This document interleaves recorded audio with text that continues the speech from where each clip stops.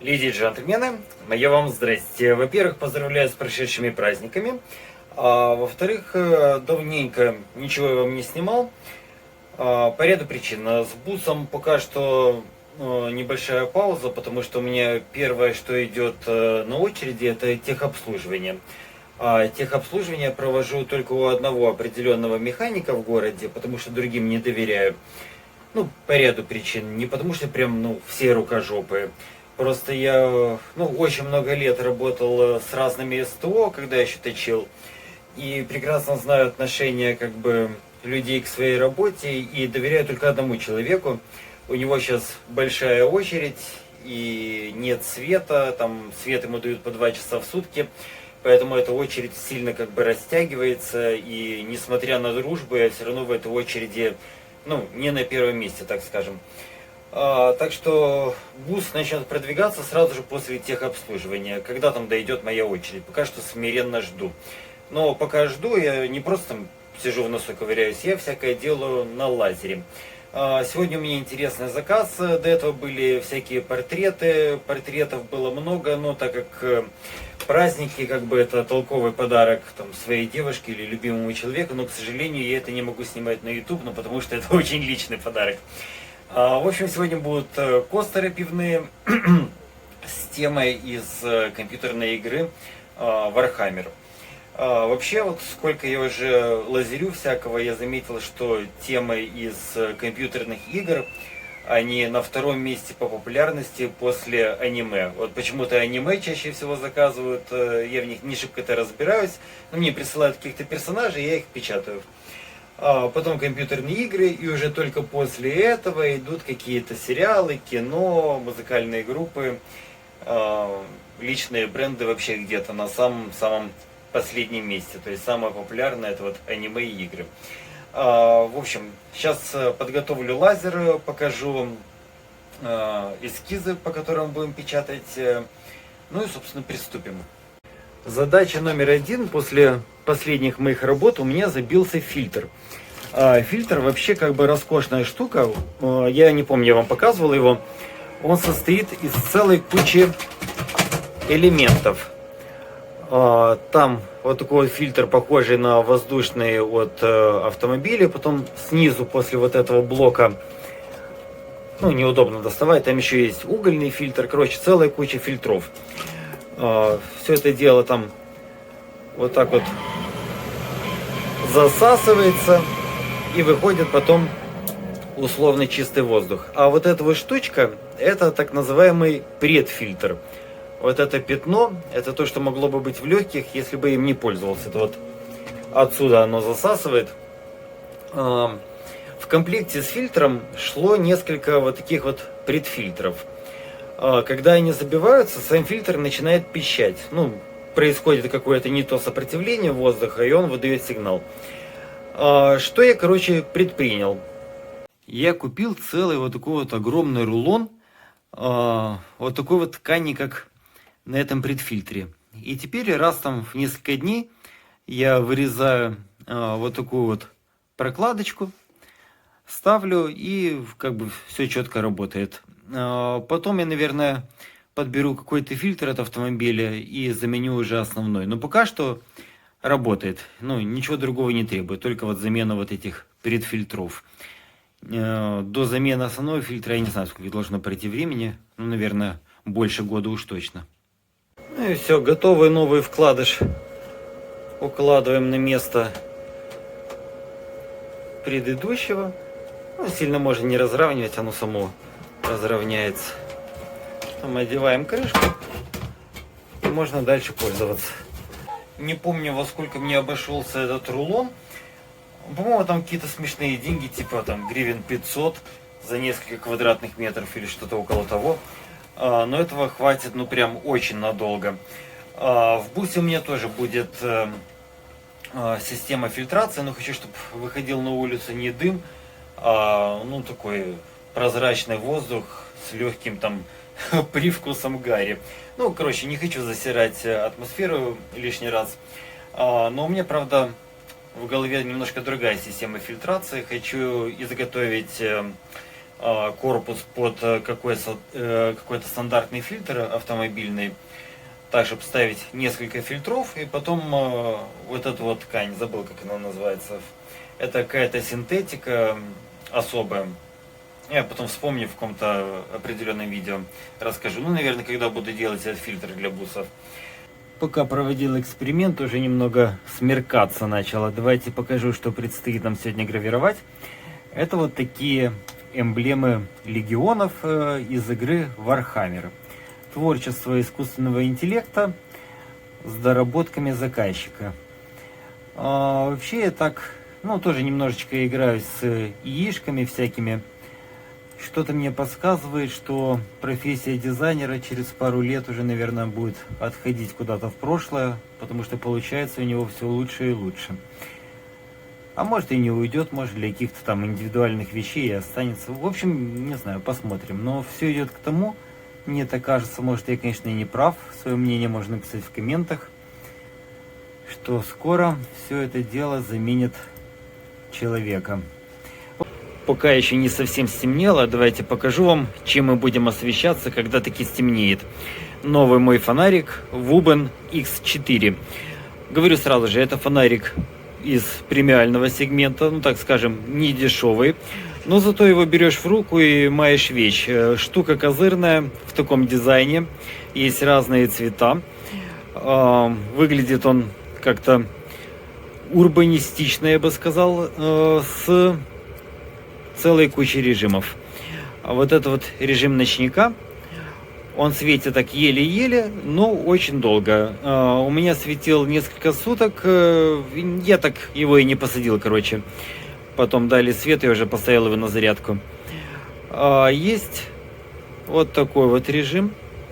И тут крутилочка. Крутилочку мы крутим, и получается ультра ярко. Можно освещать вон полрайона. Так, сейчас я быстренько сделаю потише, пока не ослеп. Есть еще вот такой вот режим. Это у нас вот эта диодная часть работает. Теплый свет приятный. Тоже регулируется яркость. Можно сделать его вообще как маленькое солнце. А можно использовать как ночник. Вот мне, если честно, такой режим нравится больше всего. Если кнопочку зажать, то появляются другие цвета. Если там надо создать какую-то атмосферу. Есть еще крутая опция, можно зажать вот эту кнопку, поддержать, и появляются еще другие режимы. Там всякие маячки и целая куча, в общем, режимов. Я их даже все пока еще не изучил, а он у меня уже недели 2.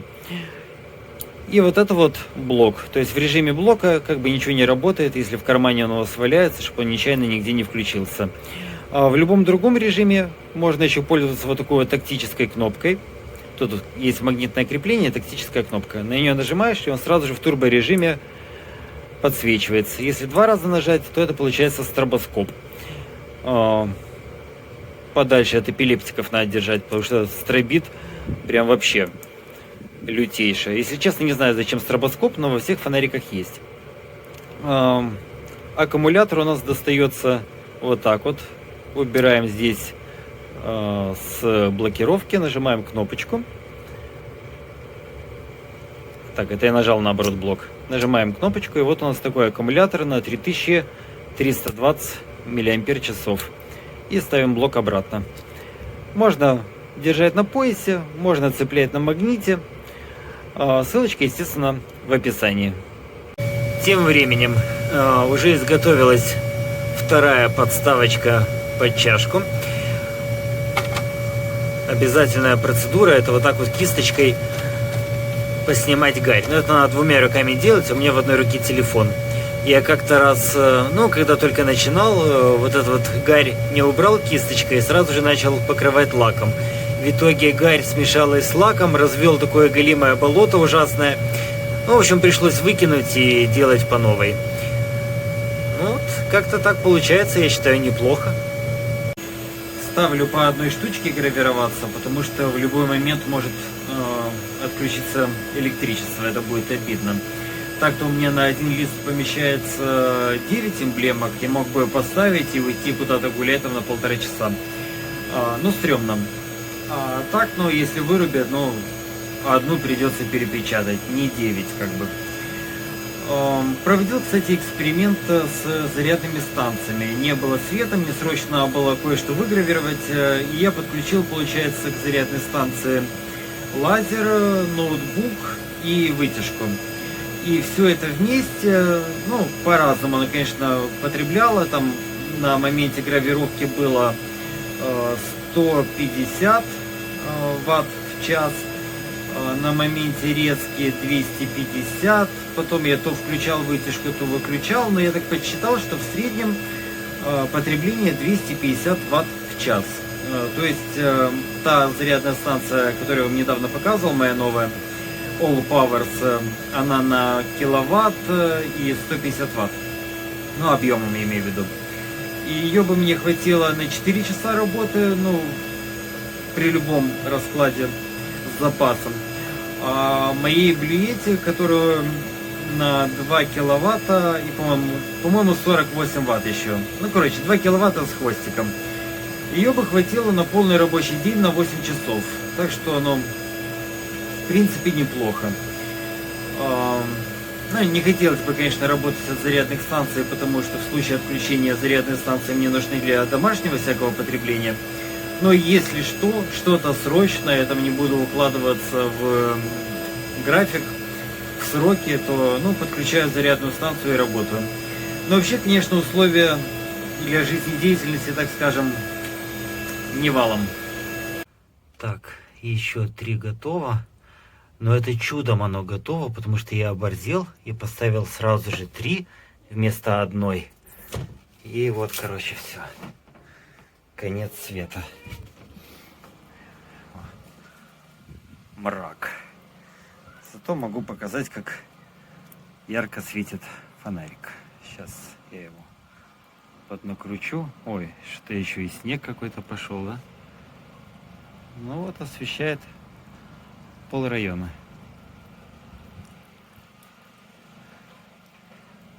Но вообще радоваться, конечно, особо нечему. Это на пару часов, может уже ночью включат. Эх. Так, 11:30 ночи, дали свет, можно продолжать. Вот это уже совсем обидно. День второй, осталось 2 штучки распечатать. И вот на середине процесса оно все и заглохло. Ладно, продолжим потом. Вы еще говорите, зачем бус с солнечными панелями. В бусе я бы уже 10 раз закончил. Там пришел бы, включил бы все, пару часов посидел и пошел бы домой. Вот так вот парканулся бы где-то с таким вот видом, оно бы себе там лазерило, я бы кофе пил. Так, я снова дома, снова со светом. Единственное, что меня смущает, мне осталось еще 32 минуты, а на часах 17:27. То есть, ну, вроде бы как успеваю ровно до 6, да? Просто 6 такое число, как бы поганое. Они любят такие круглые числа, чтобы выключать свет. Ну, было бы здорово, конечно, успеть закончить. Хотя мне еще 2 подставочки надо. Ну, подставочки под подставочки.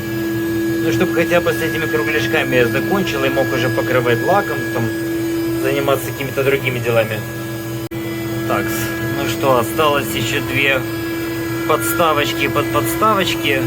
И уже буду все клеить, покрывать лаком. В общем, дело близится к финишу. Подставочки тоже будут такие вот задекорированные.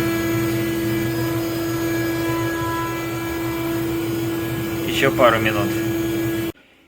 Итак, несмотря на все эти отключения света, я закончил, у меня получилось 2 вот такие вот подставочки на 9 костеров и 18 непосредственно вот этих вот символов легионов в Вархаммере. Я не сильно в этом разбираюсь, но я так понимаю, что есть 2 команды, и поэтому вот 2 подставочки, которые декорированы тоже по-своему. Одна вот такая, и вторая вот с таким вот дизайном.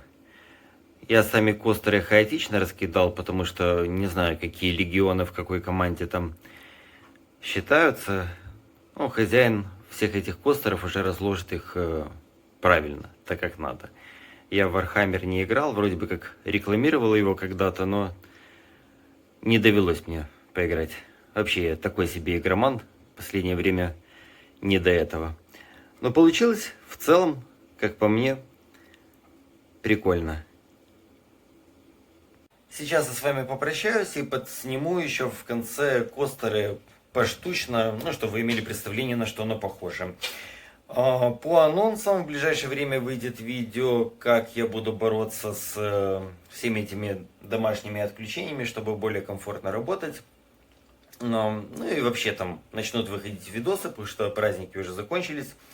Пора что-то как бы делать, наводить какую-то суету. Насчет буса жду своей очереди у механика. Пока что стоит, вот я из окна на него смотрю, стоит и стоит. Как подойдет моя очередь, сделаем ему техобслуживание и уже его перетащим в гаражный кооператив, будем снимать обшивку, ну и там уже суетиться. На сегодня все. Всем спасибо за внимание, до новых встреч, будьте все здоровы.